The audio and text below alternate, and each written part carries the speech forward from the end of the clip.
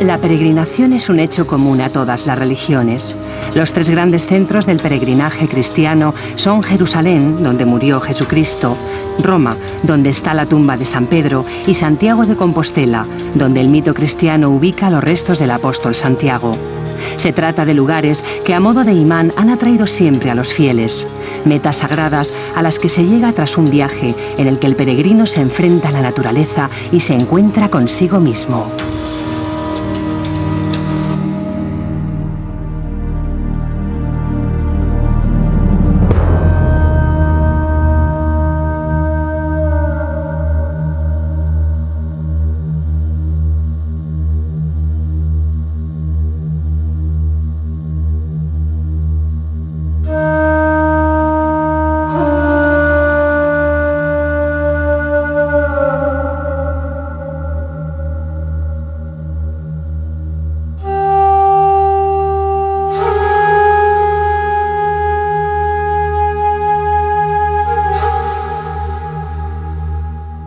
El hombre ha peregrinado siempre. Desde sus orígenes se ha desplazado a tierras prometidas, hacia lugares desconocidos.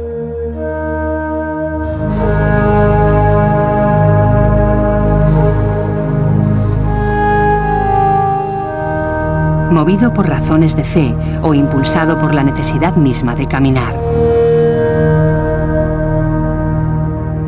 El ser humano está lanzado, casi obligado a la búsqueda. Y a lo largo de los tiempos ha manifestado esta necesidad de conocer territorios nuevos, de andar por tierras extrañas que le permitan seguir avanzando en su trayecto.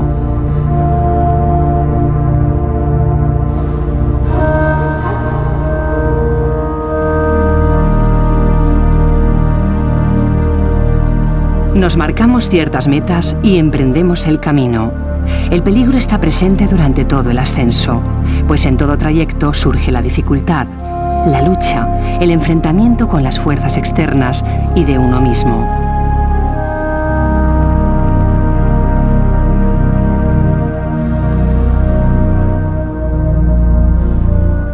Elegir el viaje es saber que uno va a dejar atrás muchas cosas.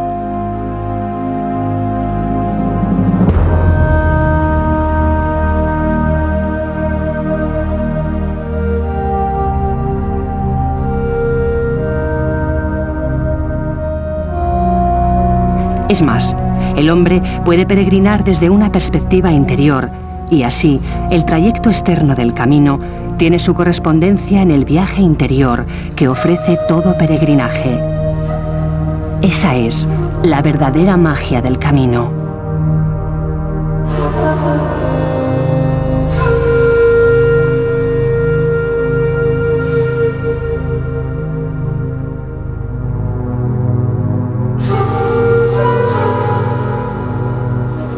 El Camino de Santiago es la ruta mágica por excelencia en Occidente, ruta que fue desarrollada y elevada al máximo por el cristianismo, pero que posee un innegable origen precristiano.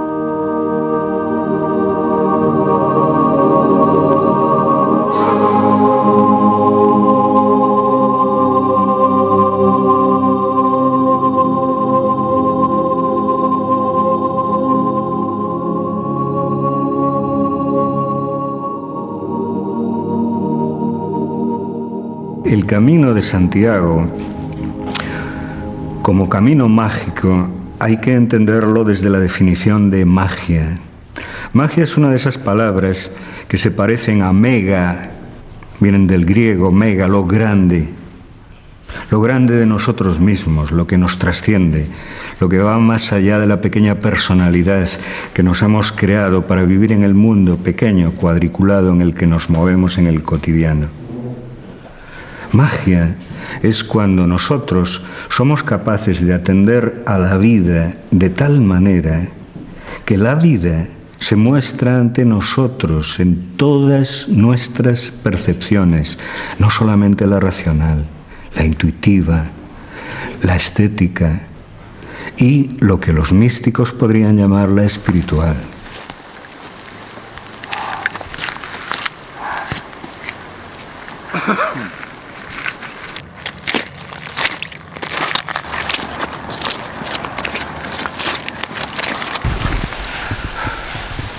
neste mundo deshumanizado, despersonalizado, onde tantos problemas temos, pois de repente estar durante un mes andando cara a un sitio que non se sabe o que é exactamente e que ten unha atracción especial, pois move a moitísima xente. Cuando un peregrino del siglo XX viene andando por el camino de Santiago, realmente viene por el camino de arriba, y es como si hubiera muchos caminos debajo que se fueron haciendo a lo largo de la historia. El camino de Santiago es el resultado de muchos años, no es una idea que alguien planeó e hizo desde un gabinete o que alguien lo pensó, sino que se fue generando el Camino de Santiago por una serie de circunstancias económicas, políticas y culturales. Uno de los elementos importantes fue que las órdenes monásticas, fundamentalmente las órdenes de San Benito y del Císter, sufrieron una transformación y se convirtieron en centros, crearon monasterios que se convirtieron en centros de desarrollo económico, fundamentalmente agrario, alrededor con las tierras que circundaban a los monasterios. Estos centros se fueron extendiendo, enfrentándose a la línea que los separaba del mundo musulmán. Los musulmanes habían llegado hasta Francia y aquello alarmó a la cristiandad. Y entonces los monasterios fueron asentamientos que iban tomando cuerpo y fueron creando a lo largo de los siglos una frontera. Esa frontera que va de este a oeste y que llega hasta Santiago de Compostela. Y así se va creando ese camino. Al mismo tiempo que se crea el camino, se genera el mito, y este mito lo que hace es articular todo un pensamiento, toda una ideología, y una ideología católica, floreciente, fuerte, frente a la ideología o frente al pensamiento musulmán. Por lo tanto, son los reinos cristianos, el imperio, el Sacro Imperio Romano, los reinos cristianos, los que conforman la vieja Europa. Evidentemente, en Europa, en el origen de Europa, no está solo el cristianismo, pero sí también está el cristianismo, y sobre todo está el cristianismo en cuanto que se confronta con el pensamiento musulmán, con la cultura musulmana en la propia Europa. Cando se discute que é Europa e cando se discute como se construye Europa, non? Pois Europa que é unha reconstrucción da memoria do Imperio Romano a través da cristiandade e que a aportación fundamental laica da Revolución Francesa de 1789 ten unha especie de columna vertebral que a vai construindo ao longo dos séculos e que é o Camiño de Santiago. Dende o século IX, o século X ata os nosos días, son 1000 anos movendo influencias, entrando e saindo influencias na música, na arquitectura, na economía, no que chamamos hoxe as influencias políticas, o tráfico de influencias, é dicir, os reis, os nobres señores, os bispos, os papas de Roma viñan a Compostela, e de Compostela saían pois tamén produtos económicos e produtos culturais de Galicia polo mundo adiante. E todo iso configura unha maneira de relacionarse, de abrirse tamén moi rica, non? Que está fundamentada sobre todo no símbolo da cristiandade.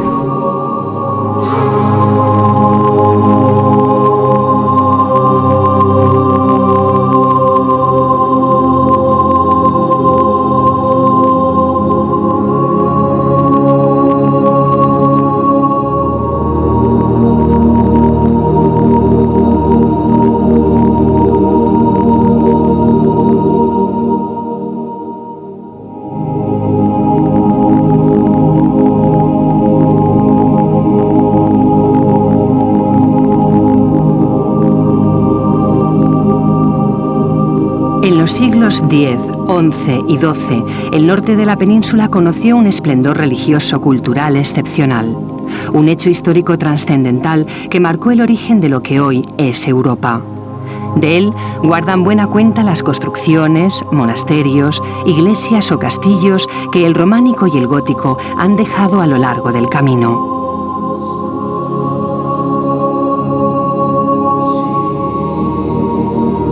la magistral arquitectura cristiana es de una fuerza evidente, pero tras ella se hallan capas más profundas que descubren el camino más remoto. Un trazado más antiguo, construido sobre las vías romanas que llevaban al Finisterre atlántico, y a su vez se habían servido de antiguos trayectos sobre los que ya caminaban las tribus más primitivas.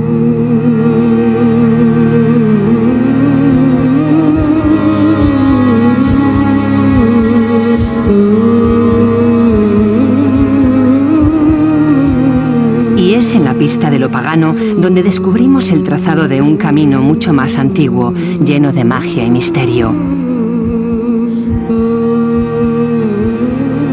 Hoy, la ciudad de Santiago es más que una meta cristiana.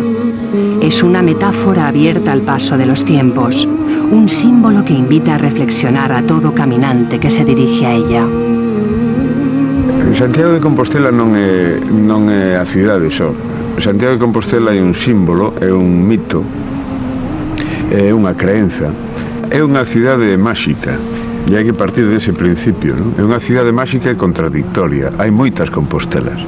Hai a Compostela dos composteláns, dos vellos santiagueses de toda a vida, moi pegada á tradición eclesiástica, á forza da igrexa e da catedral.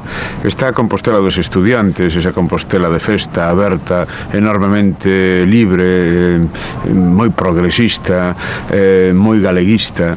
Está tamén a Compostela dos peregrinos, dos que chegan dende todas partes do mundo a descubrir un pouco o milagre de Occidente que decían os antigos, non?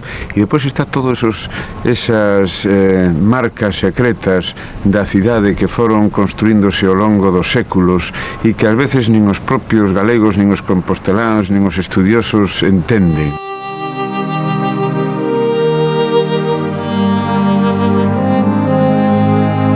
Son muchos y no uno los Compostelas posibles.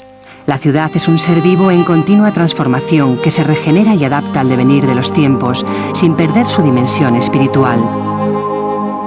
Compostela acoge maternal a peregrinos de todos los países, devotos, turistas, cristianos o no, que han elegido realizar el camino y adaptar el reloj al ritmo de sus propios pasos. Santiago de Compostela es un pueblo viejo, es una ciudad muy vieja y es previa a la propia época cristiana. De hecho, en las excavaciones que se hicieron en la catedral durante los años 60, la década de los 60, se hicieron unas excavaciones porque se intentaba encontrar vestigios que enlazaran la actualidad, diríamos, o el descubrimiento del apóstol con la antigüedad. Fundamentalmente la Iglesia Católica trató de buscar vestigios que dieran argumentos históricos al mito del Camino de Santiago, al mito del enterramiento de Santiago, y sí encontraron enterramientos de notables, de épocas previas al cristianismo incluso. Y se aprovecharon estos enterramientos indudablemente para asentar sobre ellos el mito del apóstol Santiago y trazar toda una frontera que dividía el mundo del sur, el mundo musulmán, que era muy culto, muy desarrollado, con el mundo del norte.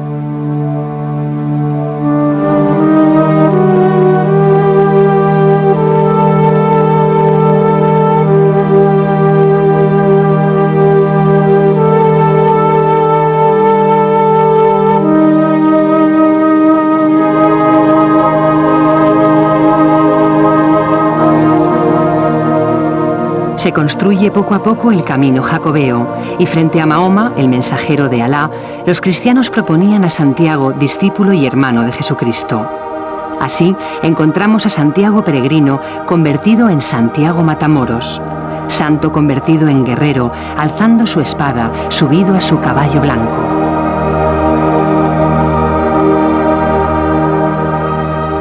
En torno al apóstol Santiago, al Camino de Santiago, se han generado muchísimas leyendas, pero la primera leyenda, y que es incluso hay un intento general de verla presentado como histórica por parte de las partes interesadas, fundamentalmente la Iglesia Católica.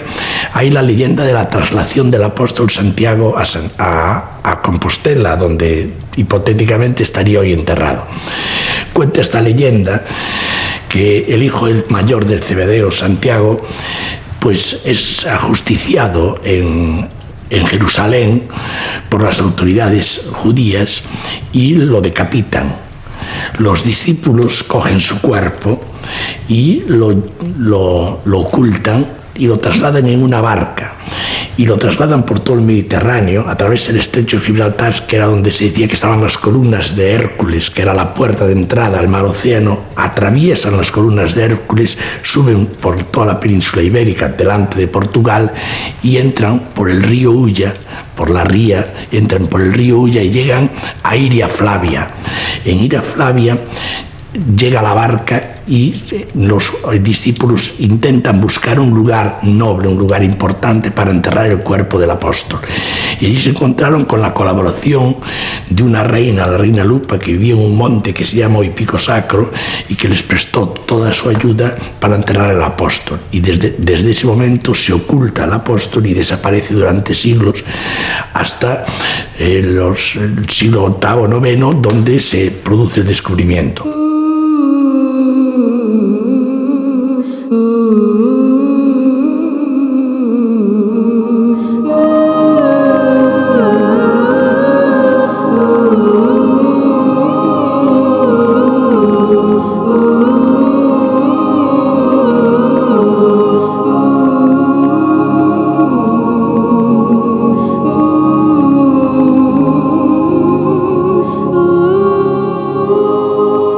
Muchas gentes se preguntan cuando llegan a Santiago, conocedores de la historia y de la imposibilidad histórica de que ahí descansen los restos de Santiago Apóstol, ¿quién entonces está enterrado aquí?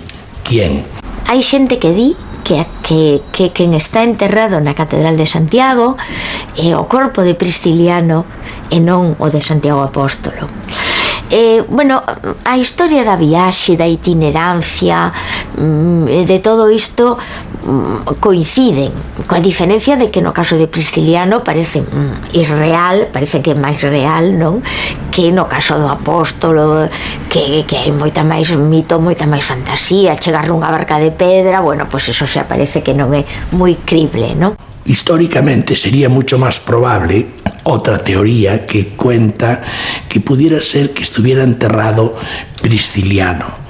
Prisciliano es un heresiarca, un hereje, un obispo de Ávila. Y este obispo de Ávila desarrolló una teoría crítica frente a la Iglesia oficial, frente al catolicismo oficial, una teoría crítica muy carismática, comunitaria, de vuelta un poco a las raíces del cristianismo y de lucha contra lo que se consideraba corrupción de Roma. A religión priscilianista está baseada en aspectos íntimos e é unha religión menos dogmática, digamos, que era o cristianismo naquel momento. Ten moita influencia orientalista, de Maní, do maniqueísmo, de Zoroastro, de Buda incluso, non? E do gnosticismo. O gnosticismo era o coñecemento, pero era un coñecemento baseado no coñecemento do propio. Prisciliano fan unhos ritos moi campestres, todo é no fora, non están nas igrexas, sino que saen fora, fan ritos nus, descalzos, son ascéticos. Entonces, claro, isto creou odio nos representantes da Iglesia daquel momento, ¿no? Prisciliano es detenido por las autoridades por enfrentarse a Roma y es juzgado por la Iglesia y entregado al brazo secular, entregado a las autoridades civiles que lo ajustician en Tréveris y, atención, le cortan la cabeza igual que hipotéticamente se habrían cortado al apóstol. Los discípulos de Pristiliano pidieron el cuerpo de su maestro para devolverlo a su lugar de origen, Galicia, y allí darle sepultura y culto. Consta que partieron desde Francia, recorriendo el camino marcado por las antiguas peregrinaciones.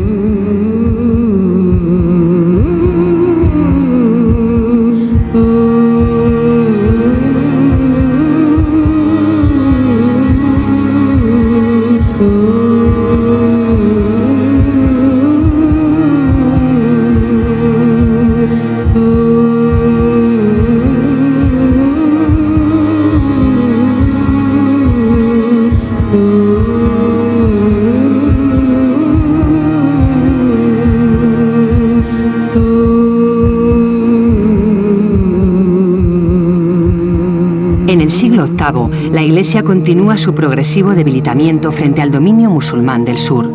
Consciente de la necesidad de hegemonía, recupera ese antiguo trayecto solar hacia el oeste. Y a partir del descubrimiento del apóstol se construye el mito de Santiago. El proceso de construcción del Camino de Santiago se apoyó muchísimo en los monasterios del Císter, los monasterios partiendo de Cluny. Esto conllevaba pues todo un desarrollo urbanístico, en cierto sentido, un desarrollo de creación de monasterios, catedrales, hospitales, que a lo largo de los años fueron atrayendo la mano de obra, los trabajadores, los canteros, los braceros, pero también aquellos personajes que eran los maestros de obras. Sobre esto se tejieron leyendas de misterio, pero hay realidades como puños, que son las obras que han levantado estos arquitectos, realmente eran arquitectos, estos artistas, y así se fue construyendo todo un camino importantísimo, un camino de piedra, un camino de piedra.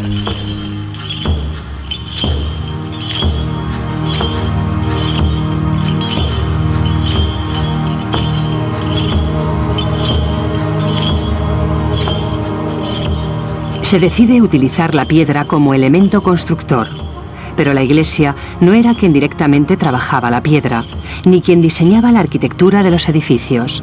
Sin duda, hay mucho que agradecer en el Camino de Santiago a sus reales artífices, los constructores.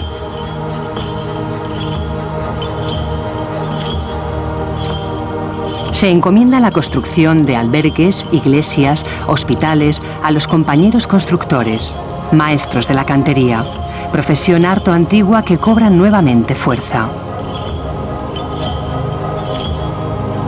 Y es que el Camino de Santiago es principalmente un camino creado, esculpido, elevado por constructores. Para ellos suponía también un camino iniciático, en el que el maestro constructor había pasado por distintas fases hacia el conocimiento de su materia. La mayor parte de los capataces recorrieron el camino, y su saber parece estar plagado de la espiritualidad de todo trayecto iniciático. Así como los templarios tenían un precepto, los templarios occidentales, los que superaban la reconquista ibérica, tenían un precepto fundamental en su orden para ir ascendiendo de grados, que era hacer el Camino de Santiago a caballo. Pues sus protegidos, la hermandad de constructores de catedrales, de iglesias del Camino de Santiago, tenían también dentro de sus preceptos para ascender en el oficio de albañil a arquitecto, el peregrinar hasta el fin del mundo, hacer el Camino de Santiago, la Vía Láctea de los alquimistas. Para un maestro constructor, Galicia era la escuela suma, era el final del camino de su carrera. Solo después de haber conocido el granito, tallado el granito, uno era verdaderamente un maestro constructor.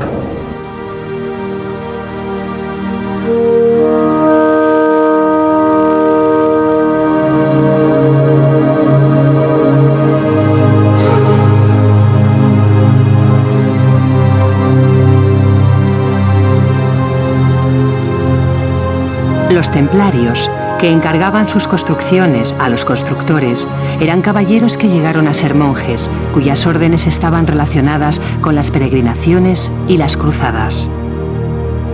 Representan el ideal de caballero cristiano y en el caso del Camino de Santiago tienen el propósito de custodiar a los peregrinos en lugares santos y darles servicio y asistencia. Aquí tenemos un lema que es el lema de nuestra divisa de la antigua orden y ese que llevamos: Non nobis Domini, nada para nosotros, todo para la gloria del Señor. Cuando viene un peregrino que puede llegar cansado después de 2 meses de caminar o de 21 días si viene de los Pirineos aquí, lo primero que tiene que encontrarse es bien, a gusto, quitarse su carga emocional, un poco ver cómo va físicamente y prepararle para ver cómo ha ido su camino interior, porque es la verdadera meta de esta peregrinación. Si no es un viaje turístico, no le sirve para nada, tendrá que repetir curso. Queremos que la acogida debe ser desinteresada, era yo creo que más auténtica hace siglos. Ahora se está comercializando mucho, pero la dinámica del camino seguirá siendo.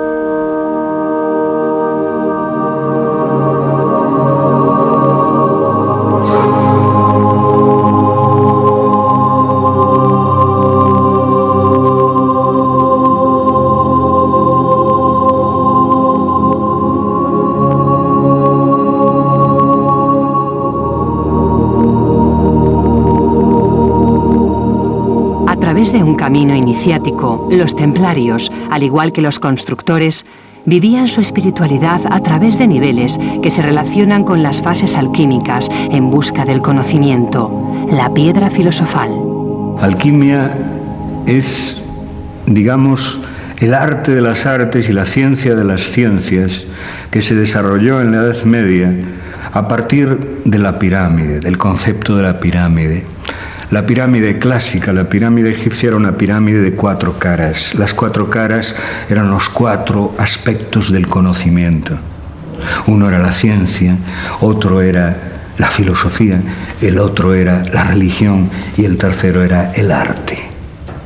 Pero la alquimia suponía, además, un camino de transformación, porque sin transformación no se podía acceder a aquel estado de sensibilidad que permitía hacer la unión de los 4 saberes. La alquimia era una cocción de conocimiento interior a lo largo del camino que tenía que cocinarse dentro del horno alquímico del alma, de la experiencia, de la vivencia del propio caminante.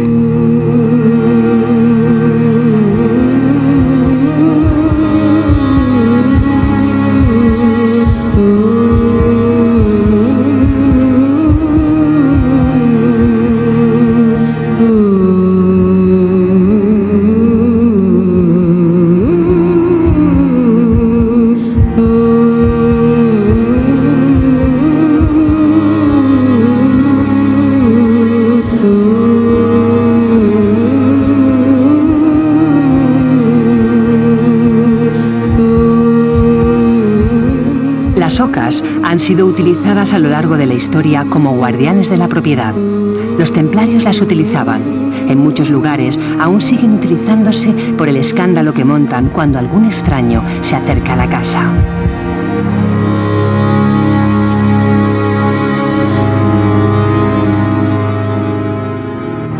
Bueno, la pata de oca es el símbolo de una organización de canteros medievales. La pata de oca. Hay en muchas catedrales.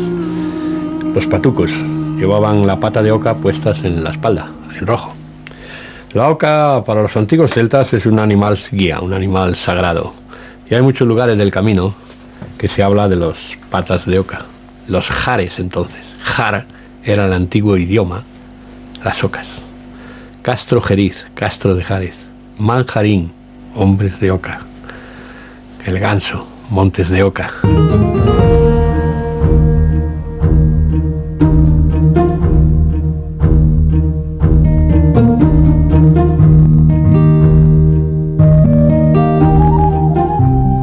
Algunas teorías atribuyen la autoría del juego de la oca a los templarios, que a modo de símbolo lo utilizaban para recordar el Camino de Santiago. Idearan o no el tablero, no sería equivocado pensar que los templarios utilizaron este juego como metáfora del camino jacobeo. Se puede trazar una correspondencia entre las casillas del tablero y sus correspondientes lugares físicos a lo largo del camino, y la analogía se presenta más que atractiva. En sí es el juego, el camino del peregrino. Sales de tu casa, vas pasando por una serie de pruebas, regresas al Jardín de la Oca, en este caso Finisterre. Santiago es la casa de la muerte, muy cercana al final, pero la muerte iniciática. Y luego tienes que regresar a tu casa, donde te vas encontrando a los demás jugadores que van haciendo el camino, te los vas encontrando. No le puedes transmitir los peligros que existen para adelante. Y es muy significativo que está el laberinto, está el puente. Puentes en el camino prácticamente esotéricos o de estudio tenemos dos: Puente la Reina y el Puente de Órbigo. Ponferrada es el laberinto. Ahí aparte físicamente se pierden la mayoría de los peregrinos. Está muy mal señalizado. Está la posada, que en este caso son los refugios. Está la cárcel, el Valle de Valcárcel, que está a 2 jornadas de aquí. En fin, los dados creemos que es la piedra fundamental, la piedra angular de las catedrales. Lo perfecto en este viaje sería ir de oca en oca, es decir, protegido al abrigo de un castillo o encomienda templaria. Pensemos en el peligro que entrañaba siglos atrás echarse al camino, atravesar montes, bosques y ríos, esquivar a salteadores, no enfermar ni perder las fuerzas. Cuando los templarios desaparecieron quemados o transformados en otras órdenes militares, sus protegidos, las escuelas, las hermandades de compañeros constructores del camino de las estrellas recogieron el testigo.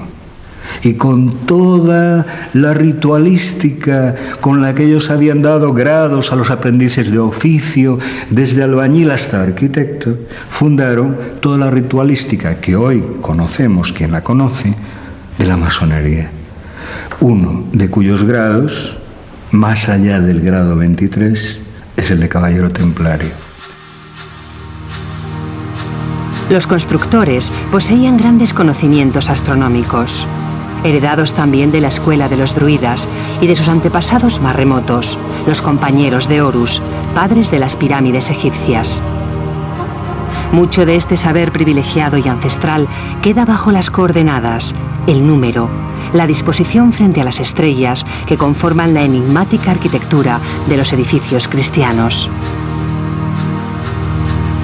o bajo las marcas compañeriles de los muros de los edificios religiosos o de las tumbas, marcas que nos dejan solo intuir un lenguaje secreto reservado a los iniciados de esta especie de secta gremial.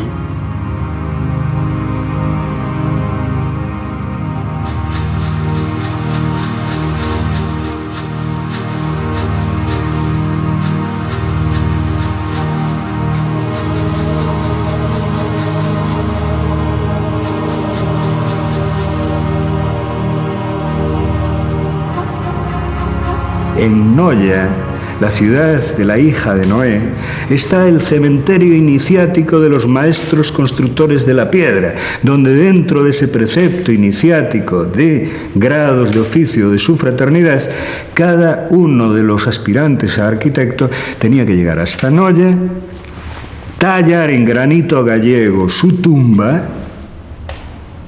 pasar una noche metido dentro de aquel sarcófago, que era una experiencia de muerte muy típica del final del Camino de Santiago, meditar aquella noche dentro del sarcófago y al día siguiente salir de allí, grabar su nombre y seguir hasta el final, hasta el mar, hasta la entrada en el agua, el dejar que pasen 12 olas sobre ti como los 12 meses de la gestación, dejar que la madre diosa de la vida y de las aguas te geste y te para de nuevo para tú volver a la playa como un niño, como un recién nacido, como un hombre nuevo, que es el signo de la renovación del camino.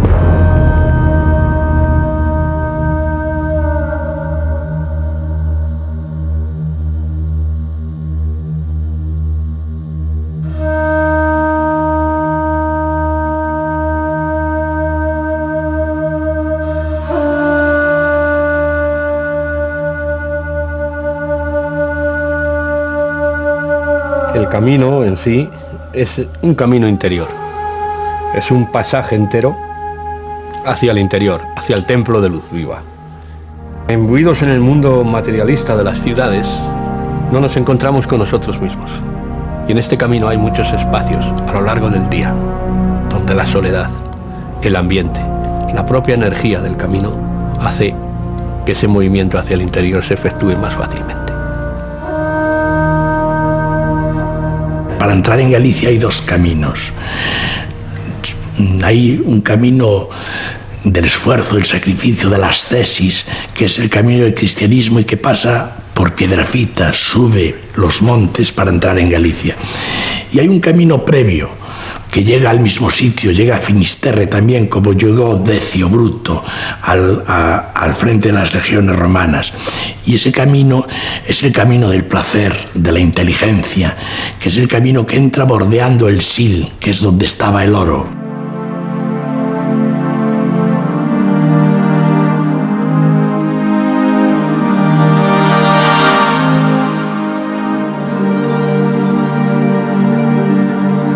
Los romanos también influyeron en la configuración del mito jacobeo. En el Bierzo se sitúan las médulas, minas de oro romanas que dan muestra de una época de esplendor que fue decayendo con las invasiones bárbaras.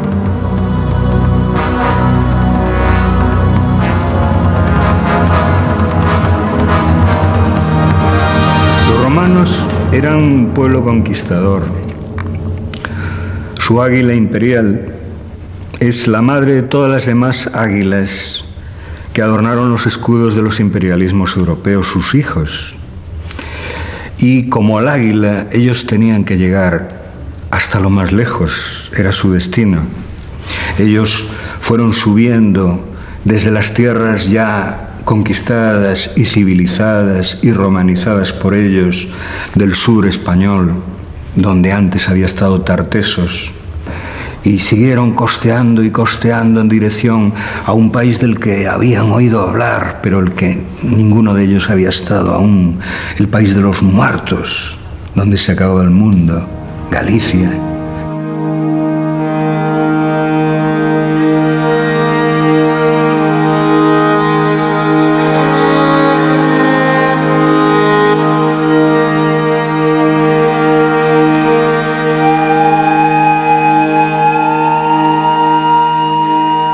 Los celtas, en su masiva emigración hacia el oeste, hacia el siglo IV a.C., también siguieron al sol hacia el umbral del más allá, al límite de la tierra conocida, donde solo podían existir seres divinos o monstruos nunca vistos.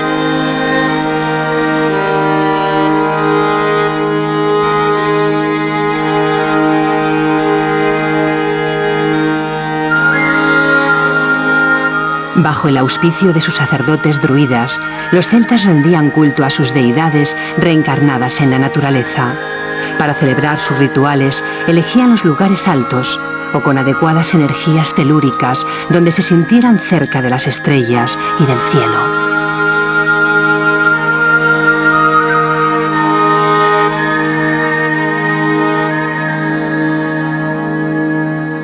La historia de los pueblos celtas es muy interesante porque probablemente vinieron de las estepas de Asia al norte de lo que es el Mar Negro y el Mar Caspio. Eran pueblos que habían aprendido a usar carros de caballo, hicieron una tremenda peregrinación. ¿Buscando qué? Buscando los extremos del mundo, buscando el Finisterre, buscando los Finisterres europeos, y así se vinieron en sus carros de caballos, cargados con sus enseres, con sus familias, buscando aquel lugar donde se acababan todas las tierras y estaba su paraíso mítico, que eran las islas de los bienaventurados. Y llegaron a las Rías Bajas y penetraron por la península de Morrazo hasta ese Cabo Finisterre Sur, que es el Cabo do Home, enfrente de Vigo, y desde allí, casi a un palmo de distancia, casi a una distancia en la que los más osados podrían intentar llegar hasta allí nadando, vieron las islas de los dioses, las ínsulas de Orum, las islas Cíes.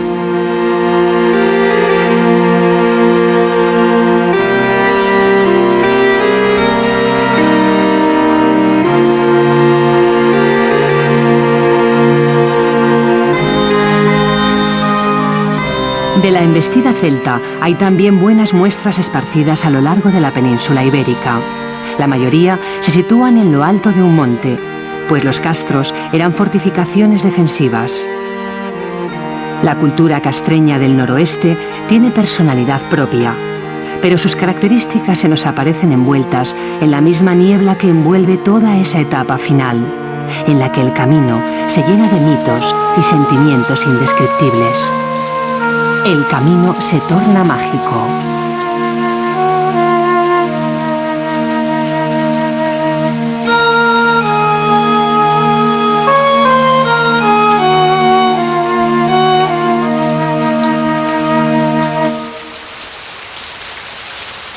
Cuando nosotros hablamos de lo mágico, nos referimos a los magos. Y los magos surgen de una religión antigua que hubo en la Mesopotamia, más cerca del Irán, de lo que hoy es el Irán, en las montañas que separan lo que llamamos Oriente Medio del Cáucaso. Los magos probablemente son anteriores a lo que nosotros conocemos como las más antiguas civilizaciones mesopotámicas, las de los caldeos, los que construyeron zigurats, pirámides escalonadas, probablemente bastante antes de que los egipcios construyeran las suyas. ¿Y para qué construían eso?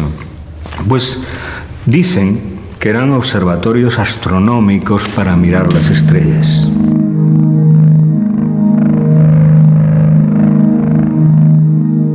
Hoy en día, colonizados por la electricidad, las estrellas ya no guían nuestros pasos.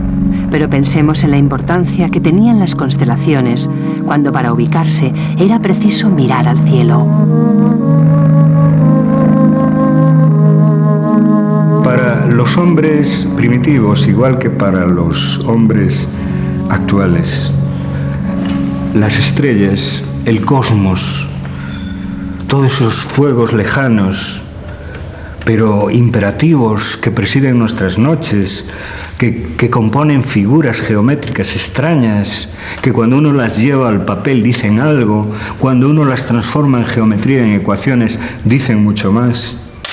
Fueron fuente de información fundamental para los sabios antiguos. Las estrellas indicaban cuándo llegaban las lluvias, las estrellas indicaban cuándo se podía sembrar, las estrellas indicaban miles de cosas. A través de las estrellas, ellos, del estudio de las estrellas en sus zigurats, en sus observatorios astronómicos, ellos fueron elaborando todo un lenguaje que se correspondía el cielo con la tierra y que tenía también su dimensión psicológica, en lo que se refería a la psicología del ser humano.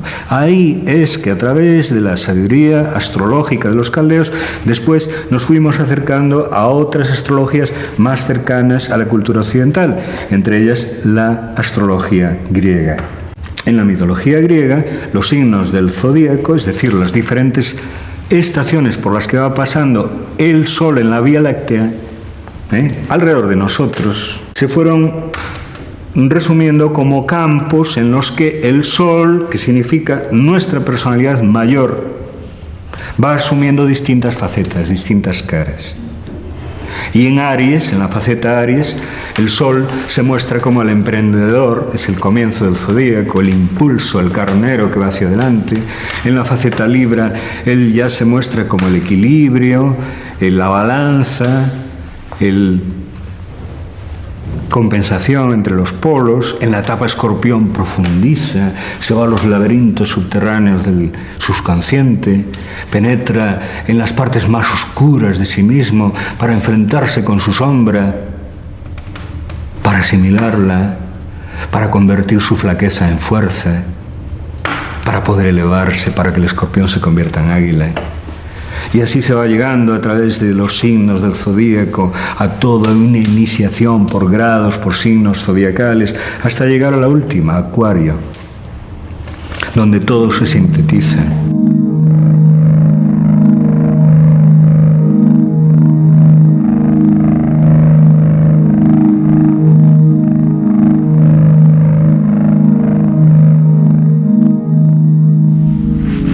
El camino jacobeo se construyó partiendo de la antigua ruta de las estrellas.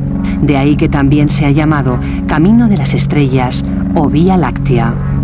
Aunque hoy Vía Láctea sea el modo de designar a toda nuestra galaxia, antes hacía referencia a esa banda de hileras estrelladas que podemos ver extendiéndose a lo largo del cielo, sobre todo en las noches de verano despejadas. Esa banda lechosa que es la Vía Láctea ha guiado a todos los pueblos que a lo largo de los tiempos se desplazaron hacia los finisterres atlánticos. El camino de las estrellas sigue la dirección de la Vía Láctea, atravesando el norte de la península ibérica por el paralelo 42,5 aproximadamente. Una vía en la que encontramos abundantes elementos relacionados con el mundo celeste. Pero este antiguo eje sufrió sus transformaciones para adaptarse al institucionalizado camino medieval. Como sus antepasados, los constructores del camino jacobeo, clérigos, constructores, capataces, alquimistas o templarios, al elegir sus emplazamientos, conservaron lugares simbólicos de la antigua ruta de las estrellas. Muchos de estos lugares llevan aún el nombre de estrellas recordando ese camino astrológico. Pico de Estella, Lizarra, Compostela.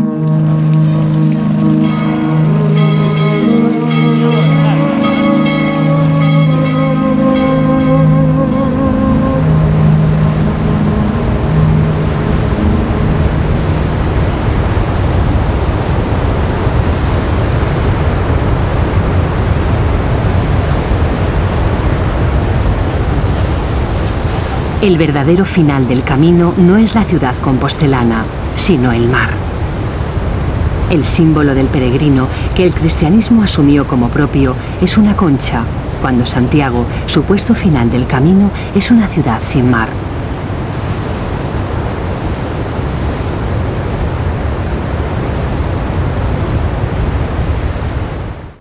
La concha jacobea, venera o vieira tiene un significado que antecede en Galicia a lo cristiano y que hace referencia al reino sagrado de las aguas.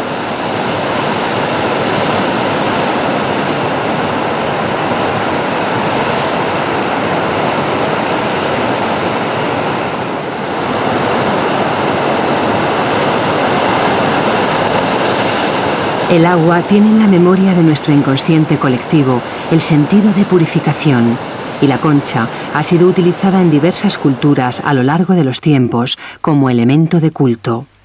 La concha es en el camino mágico la diosa madre que acoge al peregrino, el origen y el final, la muerte y la resurrección. El signo de la peregrinación es una vieira.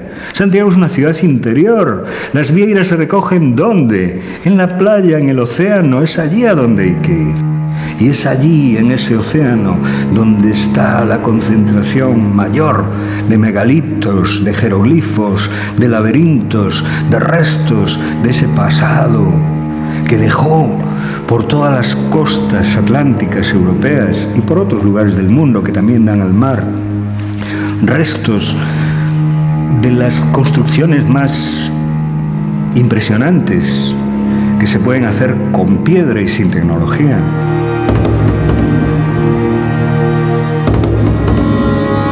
El megalítico en la península ibérica se puede situar entre 3000 a.C. y 1800 a.C.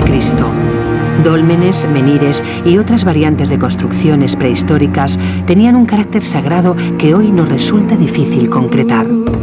Tampoco sabemos el porqué de la aparente interrelación entre los distintos focos dolménicos.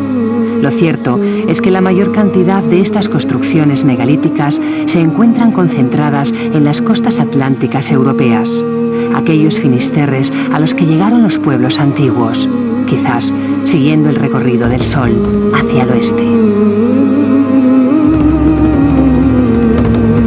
Aquel recuerdo de alguna manera prefiguró el camino precristiano de las estrellas, que era seguir la dirección del héroe solar de los pueblos antiguos, del dios principal del sol en su camino de este a oeste, en busca de conocimiento, en busca de un conocimiento que solamente se podía obtener tras la muerte del hombre viejo y el nacimiento del hombre nuevo en las aguas de la mar que da vida a todo. Y ese es el sentido más profundo, más antiguo, más subconsciente, más arquetípico del Camino de Santiago.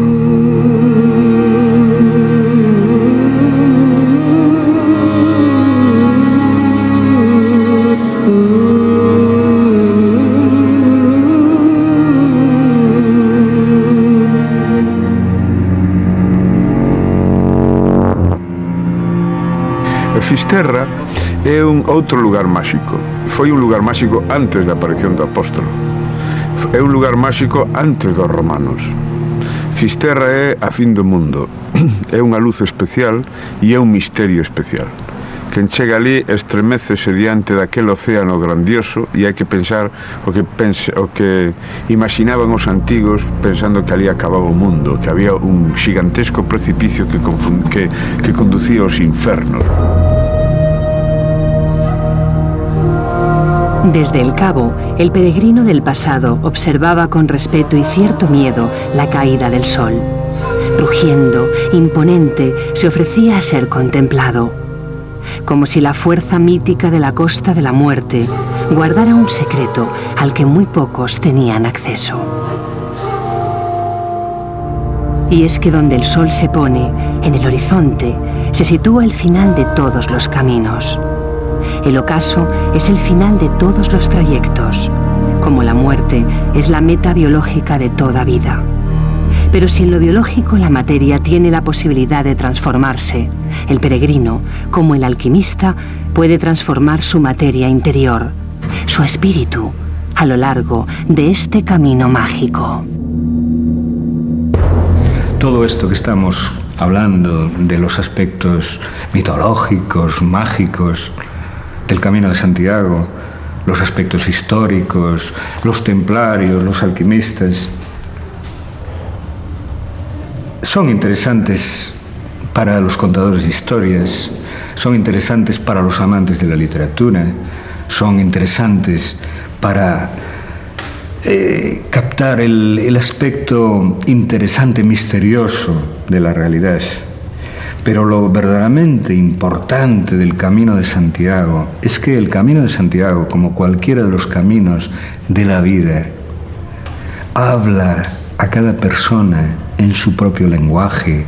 El camino es suficientemente poderoso para que cualquiera que siga la ruta del sol desde su nacimiento hasta su muerte recorra ese mismo camino solar dentro de sí.